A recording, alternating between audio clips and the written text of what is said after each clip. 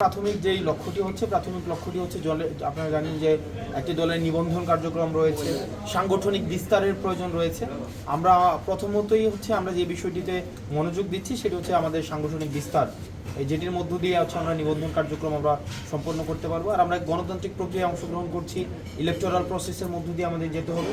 সেই জায়গা থেকে আমরা নির্বাচন অবশ্যই পরবর্তীতে আমরা এই বিষয়গুলো নিয়ে আমরা পর্যালোচনা অবশ্যই করব। তবে নির্বাচন অবশ্যই জেতার জন্য হচ্ছে নির্বাচন আমরা আসবো।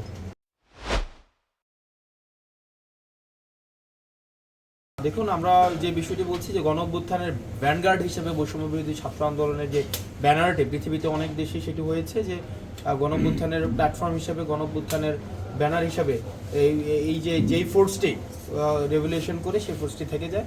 বৈষম্যবিরোধী ছাত্র আন্দোলন একটি অরাজনৈতিক এবং একটি ইন্টালেকচুয়াল জায়গা থেকে, কালচারাল জায়গা থেকে তার কার্যক্রম অব্যাহত রাখবে। ফেসিবাদ বিরোধী যে ভূমিকাটি সেটা অব্যাহত রাখবে, বিচারের দাবিতে তার কার্যক্রম অব্যাহত রাখবে।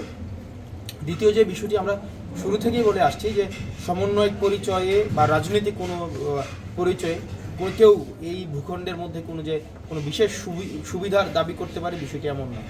বরং হচ্ছে সেই আন্দোলনে যারা সমন্বয়কের ভূমিকা পালন করেছে, তারা আন্দোলনকে পুনর্গঠিত করেছে, আন্দোলনকে চূড়ান্ত এক দফার মধ্য দিয়ে গিয়ে পরবর্তীতে আমরা দেখেছি 5 আগস্ট পরবর্তীতে দেশি বিদেশি বিভিন্ন ষড়যন্ত্র অব্যাহত ছিল, সেটি প্রতিরোধে তাদের ভূমিকা ছিল। এখন এই সমন্বয়ক পরিচয়ে যে বিশেষ কোনো সুযোগ সুবিধা কেউ দাবি করতে পারবে রাষ্ট্রের কাছ থেকে কোনো জায়গা থেকে, বিষয়টি মোটেও এমন নয়। বরং কেউ যদি এই পরিচয়টি ব্যবহার করে কোনো ধরনের নীতিবিরুদ্ধ, অন্যায় এবং বিদ্যমান আইন পরিপন্থী কোনো কাজ করে, সবার কাছে অনুরোধ থাকবে বিদ্যমান আইন অনুযায়ী যে ধরনের ব্যবস্থা রয়েছে সেই ধরনের ব্যবস্থা নেওয়ার জন্য। বাট বৈষম্যবিরোধী ছাত্র আন্দোলন যে ব্যানারটি, সেই ব্যানারটি অবশ্যই অব্যাহত থাকবে। সেখানে আমি বলেছি যে এই যে ফেসিবাদের পুনরুত্থান, এই যে গণহত্যার যে বিচার, তারপরে হচ্ছে এই যে আমাদের আহত এবং শহীদদের নিয়ে এই ব্যানারটি কাজ করবে।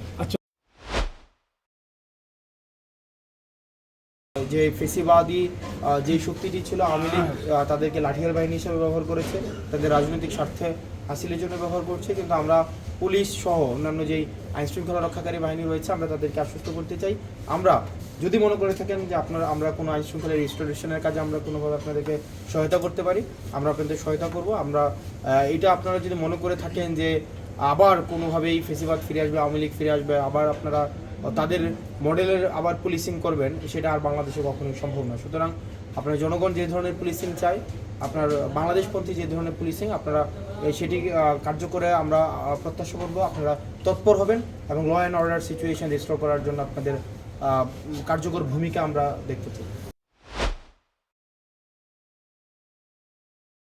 দেখুন, আমরা ফেসিবাদ তাড়িয়েছি কোনো মুসিবত আবার ডেকে আনার জন্য না। কেউ ফেসিবাদ গিয়েছে, কোন রাজনৈতিক দল আবার মুসিবত হিসাবেও আসতে পারে।